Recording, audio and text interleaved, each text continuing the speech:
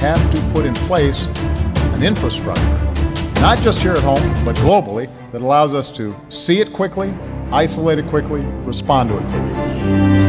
Our memories. I remember a time of chaos.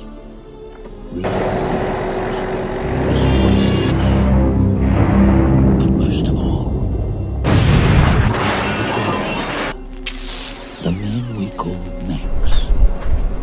To understand who he was, you have to go back to another time, when the world was powered by the black fuel, and the deserts planted great cities of power and steel.